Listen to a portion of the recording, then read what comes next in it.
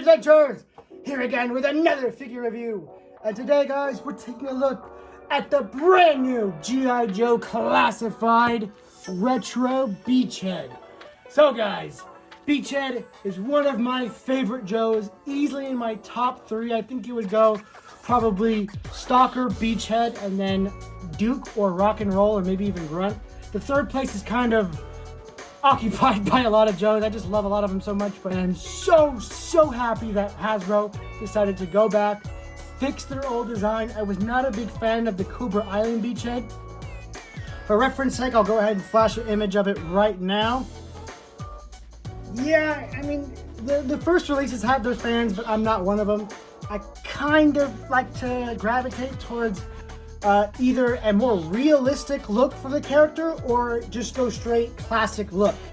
I'm not really into the futuristic crazy design they went for with the initial first releases of the classified line, hence why I didn't get into it earlier. But this design is straight out of the 80s and I love it. It looks so faithful to how he should, and it just looks so satisfying being classified, having this high quality action figure of a classic character. So the box art, I'm pretty sure, is an altered version of the original 80s look. It's not the original art for Beachhead. It just has some modern updates to make it look more like the classified figure in the box. You can look at all the accessories here. It says G.I. Joe. It's got that new retro, very sturdy card back that I really like a lot. We also got the classic Hasbro logo down there. I love when they do those little detail touches. So, take a look here on the back. We got a file card. I said it once and I'll say it again. I think all classified, even the non-retro, should have file cards. It's a testament to G.I. Joe. It's one of their calling cards, pun intended. And I think they should really just bring it back. There's so much empty space on the back of these Joe boxes. I wish they would just put these old file cards down there for new fans to get acquainted with these characters. But anyway, let's take a look at this. Sneeden Wayne Arm. Roll. Ranger, primary specialty, infantry, secondary specialty, small arms armorer. Birthplace, Auburn, Alaska. Beachhead was a lane instructor at Ranger School and an observer / advisor at Covert Ops School in Central America. He's meticulous, patient, and strong-willed. He doesn't get angry, he gets even. Yeah, like I said, his bio, all you need to make you fall in love with this character. He is a total badass. Not only is he a U.S. Army Ranger, he's got the balaclava, he's got the beret on his shoulder, he's got the go behind enemy lines look to him. Oh my god, I just love Beachhead. He is such a cool character, and I am quite excited to actually get this thing opened up. The box is pretty nice. You can get the retro eels, the snow serpent as well. Not quite as interested in them. I might pick up a few eels since I missed out on the first release, but I'm probably going to skip on the snow serpent since I already got 2 of them from the normal release. So that being said, let's go ahead and crack this thing open. All right, maggots, we got his full loadout here and ready to take a look at. Some of this stuff is repacked from the old Beachhead, and quite surprisingly, a lot of it's repacked from the retro Snake Eyes. So let's take a look at it. So you get the brand new SMG that came with, I believe, gosh, his name is it's not Alpine, it's the Airborne. It was Airborne. I don't know why I forgot that. You got Airborne's SMG right here. I think it's also, what's his name? Firefly. I almost forgot another name. I think this originally came with Firefly and then it came with Airborne, and now it's coming with Beachhead, which I would kind of complain about because this is kind of a weak, puny weapon, but I'll get into why I actually enjoy this pick in just a bit. But before we do that, let's go over the rest of the accessories.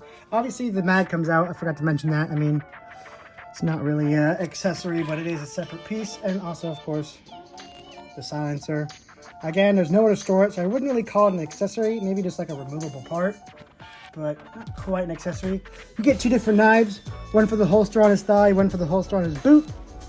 You get 2 more of the little smoke grenades that Snake Eyes came with, except these ones don't have the writing, like the little number designation that the Snake Eyes one did, which I'm really bummed about. That was really a nice attention to detail in the Snake Eyes figure. These actually had like little writing on them. Let me see if I can find one. Here is the ones that came with Snake Eyes. You can see You have little designations on there and even a nice little red stripe to kind of give it a designation as a gas grenade, whereas these, they got nothing. Nothing, nada. So I am kind of bummed. I know it's a small detail, but those small details add up to make a really nice full product. So it's still nice to get more of these because I love getting individual grenades that they can actually hold. I wish they'd pack some frags in these. But why? Why you gotta take away the detail? It comes with the same 1911 that Stalker and a lot of other figures had. It comes with a built-in silencer. Not that I'm complaining, I love this weapon. I mean, I'm a 1911 fanboy, kind of. So I'm happy that a lot of these Joes are coming with a good old American classic. And you get the same backpack that you got with the original Beachhead from Cobra Island. And you get Snake Eyes' kind of, I guess, C4 satchel bag. So this is another really cool part because I remember a lot of the 80s Joes came with these. These are just awesome accessories. Perfect with play scenarios where you just gotta throw the bomb in there, run out, and then Cobra's base goes up in flames. Really cool accessory. Love these little bomb satchels. And of course, Beachhead's trademark crossbow, except no bow. I don't know if the other one came with an actual bow to put in there. I don't remember. I don't think so. But yeah, accessories are on point. All right, with the accessories handled, let's take a look at Beachhead himself. So, oh, I forgot to mention, you get a stand, but no name on it. Big sad. Anyway, Beachhead. Sorry, my back is messed up. Beachhead looks amazing. First of all, the vest. This is straight out of the 80s with all of these different magazines lined up on here. And what I like about this is the magazines are actually kind of accurate to the gun he comes with. So it actually looks like a soldier came with extra mags into battle. So many of these Joes come with weapons and then pouches that do not match the magazine size of the weapon. So like you're thinking, well, where does he put all his extra mags? This, it looks so perfect together. And that's why I'm probably going to end up displaying him with this submachine gun just because it looks so good with his vest. It looks proper. It looks like everything adds up. He came prepared for the weapon he brought. Really like that. And I hope they continue doing that with more figures where they add pouches that match up with the weapons they are issued.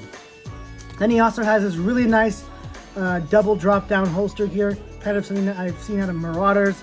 At least that's what I remember getting these from a lot, is from Marauders Task Force. They used to always have these. They still do, but that's where I remember them from, these double drop down holsters. On this side, interestingly, it's a left side holster and a right side sheath, which is pretty unique. Usually it's either double holsters or, you know, obviously right side holster, which is what most people are used to. I get this though, you know, that way you can still have your SMG in your one hand and then you can quickly pull out his pistol when he's maybe out of ammo or needs to use it or whatnot. Pretty cool. I do like when they shake up the design a little bit, make him a little more unique. I'm gonna go ahead and just put his pistol in there right now we've already mentioned it. I really like these where it has a separate spot for the silencer. And I'm gonna assume this black knife is the one that goes into this sheath. There's not really too much distinction unless I look at like official pictures, which I'm too lazy to do. But that looks right, that looks proper. Articulation on this guy is the same as we've always seen. It's Stalker's upper body. So we've seen this with Grunt. We've seen this obviously with Beachhead. We've seen this with a couple other guys. So we know how the body articulates. You got an elbow, you got a butterfly joint. Is the butterfly joint any better than the old ones? No, it is not. It's not as good as Duke's. So it's still the same body that Stalker and Grunt have. The pants are the same as, well, Stalker and Grunt. So same double jointed knees, same thigh swivel. Pretty much the same articulation as Stalker or Grunt. I feel like I've said that a lot, but you know, it's pretty much just that body with the new head. So how does the head articulate? Pretty standardly. So let's go ahead and armor him up. What you're supposed to do is take these two smoke grenades. I think it goes this side, and then you clip them on. I really wish there was a better way because these do not like to stay on here. And they add so much to the look. These little details add up a lot, and I really like having them on. But they get so loose, and I'm so afraid, so deathly afraid of losing these smoke grenades because they're just such cool little accessories. So Put that on there. Does the backpack stick any better? Because I remember on the original Island Beachhead, oh my god, it was such a nightmare getting the backpack to stay on for 5 seconds. It just did not want to stay on. This one seems to have the opposite issue where it just doesn't want to go in. That or the peg's just too shallow, so come on. Yeah, backpack's gonna have to be a miss again. I know it's super faithful to how his backpack should be, but man, Beachhead and his backpack has not been good. It's staying in there, but oh my goodness. It does not want to go in, at least not all the way. So I guess that is it all the way. And then his little crossbow plugs into the back of that. I think it actually goes up here like that. Yeah, I'm not a fan of this backpack. They did not really revise it that well. That or mine's just having an issue. If you guys have this figure and your backpack is super not an issue and it just plugs in like with ease, please let me know. I don't know how this goes. I've been fumbling with this for a while. It's always, I think it actually does go this way. Okay, yeah, I think I figured it out. Okay. Yeah, let me know if your backpack is an issue because mine is definitely an issue. I do not like the backpack. I might have to go back and revise it or do something to get it to work a little better.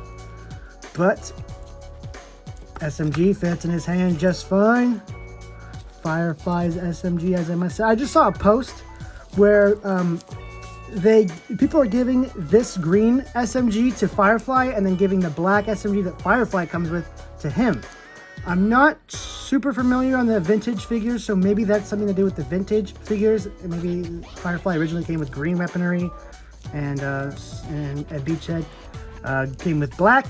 But I'm not super familiar with the vintage figures just off the top of my head. Obviously, I've seen them plenty, but just off the top of my head, no, I'm not quite familiar. Gummy weapon, hold it's kind of awkward, but it still looks really cool in his hand. And I've had a burning question. Obviously, I have the old Beachhead. Does that old beret work with this one? It'd look a little funny having a beret tucked into his vest right there and then have it wearing it, but I mean, options are king. So let's go ahead and grab our old Beachhead and see how it fits. All right guys, we got the battle of the Beachheads here. This one is mine custom, that's why I didn't show it originally. This is of course the Cobra Island Beachhead. It was neat while we had it, but this new one I just think is so much better. But what I wanted to see is because this figure actually came with the beret as a wearable accessory, which obviously this one does not. So if you bought both Beachheads, can you use it? Yes, you can. You can have this Beachhead still wear the classic beret. That looks really cool. I really like that. So yes, if you have the classic Beachhead, I guess the Cobra Island Beachhead, the weapons are compatible and the accessories are also compatible. So really, really cool stuff here. I'm so happy with this release. Even got the little 75 right there. I'm not sure what that means. If you guys are, any Rangers in the audience or just G.I. Joe enthusiasts that are a little more knowledgeable than me, go ahead and let me know what that 75 means. I am not too familiar, but it's just so awesome to have a little decal there. The other thing I could probably ask for is maybe an American flag. I know the original 80s figure didn't have it, but having an American service member with no flag or identification anywhere on it just feels so wrong. He needs a flag somewhere, you know what I mean? Anyway, guys, that's pretty much all I really had to say about this figure. There's nothing too crazy going on, just a really nice redesign of an old figure using old parts. Whoa, there goes his beret. I'll find that.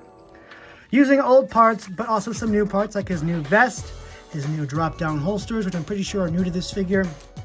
And obviously, that beautiful new head sculpt, which is a little more full and meaty compared to this older one, which is a trend with these newer figures. The old Duke kind of had a thin face, but the new Retro Duke has a much more full and fleshed out face. They did the same with Sneeden here, and I'm really happy with it. It looks great. So, this figure is just an overall huge improvement over the last one, at least in my opinion. I know there's probably some people out there that prefer the Cobra Island version, and to each their own. It has its own unique qualities to it, but I definitely prefer the classic look. And really, the smaller vest. This vest on this figure was so huge and intrusive for posing, in my opinion. Didn't let you put on any belts, or any, mainly belts. it just kind of got in the way of a lot of things because it was so big and intrusive. But this one is a classic, smaller style vest, won't get in the way of things. They still aren't removable, which is annoying because all the classic 3 3/4 inch Joes, well, not all of them, but from 2010 and onward, they allowed you to remove the vests and whatnot so you could swap them around. And they promised us that a while back for the classified line, but they still have yet to fulfill that promise. They're still not, removable vests. You'd have to disassemble the figure to remove his vest. So, still some improvements to come. But anyway, I'm going to go ahead and give this figure a 9 out of 10. They knocked out of the ballpark with this classic retro callback to a beloved figure and a beloved character. I could not be more happy with this Beachhead. Like I said, my only gripes are not even gripes. They're just things that I think maybe should have been added, maybe. But again, those wouldn't really jive with the retro theme. So really, I have no serious complaints on this figure. They did a great job. I was waiting for a more faithful Beachhead, and by God, I got it. Guys, thank you so much for watching. I got Doc on the way. There'll be another review I'll be having done, and obviously this Sunday, we have a huge Jurassic World drop happening at Target. We're talking classic 93 stuff, Hammond Collection Delta, Hammond Collection Claire, and maybe even some G.I. Joe goodies if I can find them while I am there. Hey, look at that. I'm rhymed. I'm a poet, and I didn't even know it. Guys, thank you so much for watching. This has been Toy Adventures, signing out. Peace!